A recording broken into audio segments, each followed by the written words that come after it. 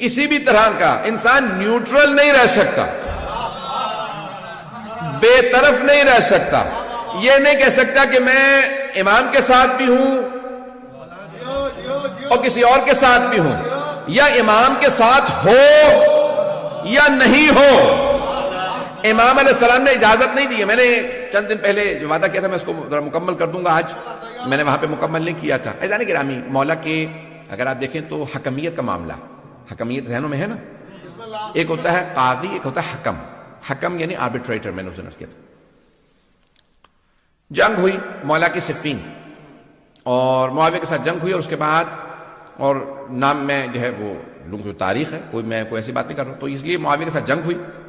1.5 سال سے زیادہ جنگ جاری رہی، اور جنگ جب ختم ہوئی تو کہاں پہ ختم ہوئی؟ حکمیت کے معاملے، کہ جہاں جناب مالک اشتر بلایا گیا ان کو، اور پھر آپ کی ہی جو فوج سے لوگ بغاوت کر گئے، جن کو خوارج کہا جاتا ہے.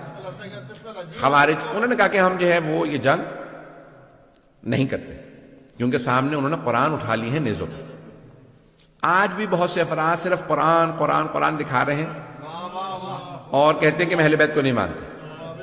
عزیزان گرامی، جہاں پہ بھی کوئی بغیر اہل بیت کے قرآن کو مانے گا وہ قرآن سے بھی گمراہ ہو جائے گا، کیونکہ رسول خدا فرما گئے یہ دونوں ایک دوسرے سے کبھی جدا نہیں ہوں گے. قرآن اور اہل بیت کبھی جدا نہیں ہے. عزیزان گرامی، انہوں نے کیا کہ آج ہمارے ہاں تشیع میں بھی میں نے دیکھا کہ بہت سے افراد یہ القاب چلا رہے ہیں کہ وہ جو ہے کہتے ہیں کہ نہیں ہم اہل القرآن ہیں، حدیث کو بھی نہیں مانتے، کسی چیز کو نہیں مانتے، صرف اور صرف قرآن. یاد رکھیے گا جو صرف قرآن کی بات کرے گا وہ لازماً گمراہ ہو جائے گا. عزیزان گرامی، اب یہ جناب امیر علیہ السلام کے سامنے ہوا معاملہ، انہوں نے قرآن اٹھایا، مولا نے کہا بھئی یہ قرآن لے لو، یہ جو دکھا رہے ہیں اس کا واسطہ دے رہے ہیں، جنگ جاری رکھو. کہ نہیں مولا وہ قرآن کا واسطہ دے رہا ہے. مولا نے کہا اگر وہ قرآن کو مانتا ہوتا تو میرے مقابلے میں کیوں آتا؟ اور مولا نے یہ جملہ فرمایا، کہا ھذا قرآن صامت وانا القرآن الناطق، یہ خاموش قرآن ہے، میں بولتا ہوا قرآن ہوں.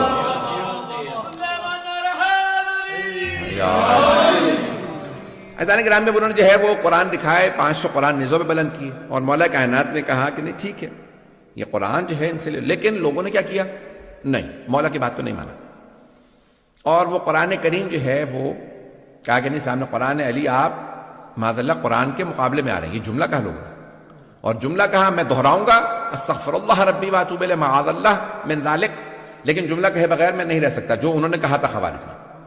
اور میں پہلے سے توبہ کر رہا ہوں، لیکن وہ جملہ دہرانا اس لیے ضروری ہے تاکہ لوگوں کو اندازہ ہو کہ جو اہل بیت کو چھوڑ دیتے ہیں وہ کہاں تک چلے جاتے ہیں. اور انہوں نے جناب امیر کو مخاطب کر کے کہا یا علی اکفرت، یا علی آپ کافر ہو گئے. آج بہت سے لوگ کہتے تھے بھی شیعوں کو کافر کہہ رہے ہیں، ابے وہ ہمارے مولا کو بھی کافر کہہ رہے تھے. وہ کہہ رہے تھے یا علی اکفرت، یا علی آپ کافر ہو گئے، آپ نے قرآن سامنے موجود ہے اور آپ نہیں مان رہے.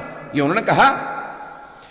عزیزان گرامی، اب جناب امیر علیہ السلام نے اس وقت پھر جدائی اختیار کی، وہ لوگ الگ ہو گئے، اور انہوں نے خوارج نے مولا کے خلاف اعلان جنگ کر دی. جب آپ کہہ رہے ہیں کہ یہ کافر ہیں تو وہ کیا کریں گے؟ کہا کہ ہم علی کے خلاف جہاد کریں گے. آپ نے کبھی زیارات پڑھی ہیں؟ آرام سے سن لیجیے گا، زیارات اس وقت میرے سامنے نظر نہیں آ رہی. زیارت میں آپ زیارت واسطے جملہ پڑھتے ہیں کہ کن پہ لعنت ہو؟ جو امام حسین کے قتل میں آئے، جنہوں کے خلاف جاہدت الحسین. کبھی آپ نے غور کیا؟ جنہوں نے مولا حسین کے خلاف جہاد کیا ان پہ لعنت ہو. کون فرما رہے ہیں؟ چھٹے امام علیہ السلام. والذین جاہدت الحسین، جنہوں نے امام حسین کے خلاف جہاد کیا. کون؟ یعنی وہ یہ کہہ رہے تھے کہ جو ہم امام حسین کے خلاف لڑ رہے ہیں یہ جہاد ہے. جہاد عبادت ہے. نہیں ہے مجمع میرے ساتھ؟ جہاد عبادت ہے یا نہیں ہے؟ فروع دین میں 6 نمبر پہ جہاد ہے. پہلے ہے نماز، روزہ، حج، زکوٰۃ، خمس، جہاد. فروع دین میں واجب عبادت سمجھتے ہوئے قربتاً اللہ کی نیت سے کر سکتے ہیں. نماز اگر قربتاً اللہ نہ ہو تو قبول نہیں. روزہ قربتاً اللہ نہ ہو قبول نہیں. حج قربتاً اللہ نہ ہو قبول نہیں.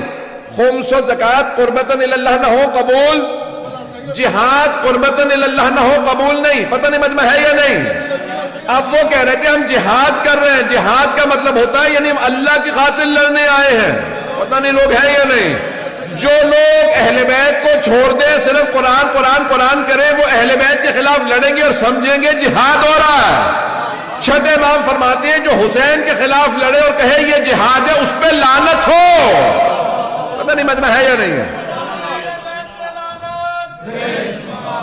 بات پہنچ رہی ہے. اور انہوں نے کیا کہ جناب امیر کے خلاف، میں نے کل فضائل سنایا تھا لیکن آج میں جو فضائل پیش کر رہا ہوں تھوڑی سی مختلف اینگل سے پیش کر رہا ہوں. جناب امیر کے خلاف انہوں نے بغاوت کا اعلان کر دیا اور نعرہ کیا بلند کیا؟ ان الحکم الا للہ. قرآن کی آیت، سورہ یوسف سے آیت لی اور کہا ان الحکم الا للہ. حکم، حاکم، حکومت کا حق صرف اللہ کو. یعنی کیا مطلب؟ علی ہمیں حاکم قبول نہیں. مولا سے کہا مولا وہ قرآن کی آیت پیش کر رہے ہیں آپ کے خلاف. ایسے سے بھی لوگ تھے بیچارے کہ مولا سے سوال کا جواب لینے آ رہے ہیں، مولا وہ آیت پڑھ رہے ہیں. تو مولا نے کیا فرمایا؟ کلمۃ حق یراد بہا الباطل. کلمہ حق بلند کر رہے ہیں لیکن مراد باطل لے رہے ہیں. قرآن حق ہے. پھر مولا نے فرمایا کہا کہ حکومت لابد من امیر، اللہ خود حکومت کرنے نہیں آئے گا، ایک انسان ہی حکومت کرے گا. چاہے تم اما عادل اما فاسق، چاہے عادل کی حکومت ہو چاہے فاسق کی حکومت ہو. تم علی جیسے عادل کے نہیں مانو گے تو پھر معاویہ سے کسی اور آدمی کے مانو گے. عزیزان گرامی، جناب امیر علیہ السلام نے وہاں پہ سٹینڈ لیا اور پھر آپ نے فرمایا یہ ایک ایسا فتنہ ہے جو میرے بعد بھی کوئی سے خلاف قیام نہیں کر سکے گا، میں ان کے خلاف قیام کروں گا. اور آپ نے قیام کیا اور آپ نے کہا کہ بھئی لشکر کشی کرو، ہم ان کا مقابلہ کریں گے. عزیزان گرامی، مولا کائنات نے ایک مرتبہ ان کے خلاف جنگ کا اعلان کیا. اس کو جنگ کو کہا جاتا ہے نہروان.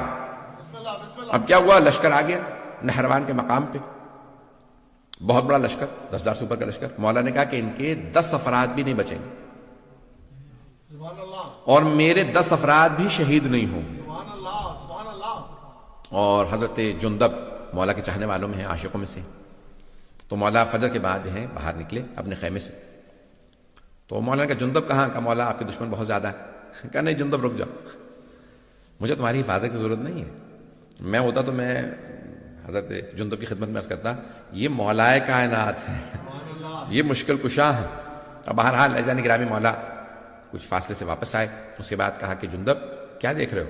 کہا مولا زمین پہ دیکھ رہا ہوں چونٹیوں کی اتنی تعداد ہے کہ کون ان کی تعداد کو جانتا ہوگا، یہ سوچ رہا تھا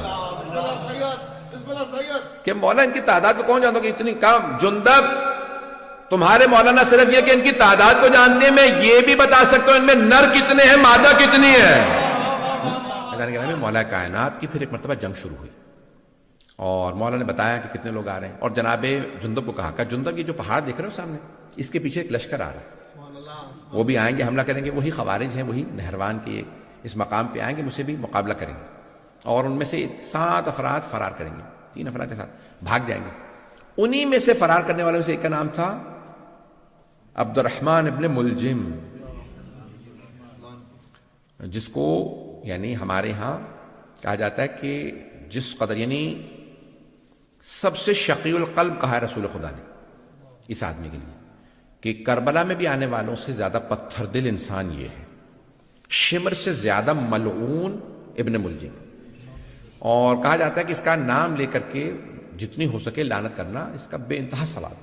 عزیزان گرامی، مولا نے پھر جنگ کی اور مولا جو ہیں وہ عام طور سے زمین پہ کھڑے ہو کے جنگ کرتے تھے. جو آئے مقابلہ کرے، جو مارا جائے، جو بھاگ جائے.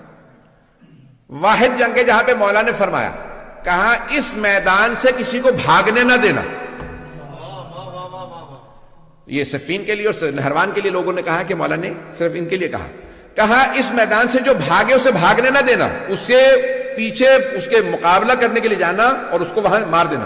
کہا مولا کیوں؟ جمل میں آپ نے کہا جو بھاگتا ہے بھاگ جائے، لیکن یہاں پہ آپ فرما رہے ہیں کہ جو بھاگتا ہے اسے بھاگنے بھی نہ دو.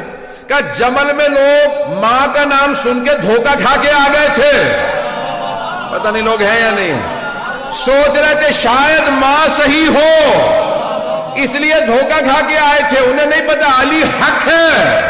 پتہ نہیں مجمع ہے یا نہیں. کہ اس لیے میں نے وہاں پہ کہا تھا جو بھاگے بھاگنے دو، دھوکہ کھا کے آئے. وہاں مسلمان تھے دھوکہ کھا کے آ گئے تھے، یہاں یہ منافق ہیں، کافر ہیں، اسلام کا لبادہ اوڑھ رکھا کہ کوئی بھاگے اسے بھاگنے نہ دینا. مولا نے ایک مرتبہ ذوالفقار کھینچی، اللہ اکبر کی صدا دی، گھوڑے کو اینڈ لگائی. مولا صفوں سے اپنے گھوڑے کو دوڑاتے رہتے تھے، جہاں سے گزرتے تھے سر ہی سر نظر آتے تھے. کسی نے سوال کیا یہ علی تلوار چل نہیں رہی، سر پہ سر گر رہے ہیں. میں اپنے انداز سے جواب دے رہا ہوں، مولا کہیں گے میں ذوالفقار کو روک رہا ہوں، روک نہیں رہی ہے. مولا نے وہاں پہ مقابلہ کیا اور بھاگنے میں صرف چند افراد ہی کامیاب ہوئے، باقی سب کو مار دیا. مولا نے کہا کیوں؟ یہ ایسا فتنہ ہے، یہ جہاں جائیں گے کفر پھیلائیں گے. اگر وہ چند افراد بھی جو بچے تھے آج اگر آپ کو داعش نظر آ رہے ہیں تو سمجھ لیں انہی کی تبلیغ کا اثر ہے. بات پہنچ گئی ہے جانے گرام میں، بکلیئر ہوئی ہے.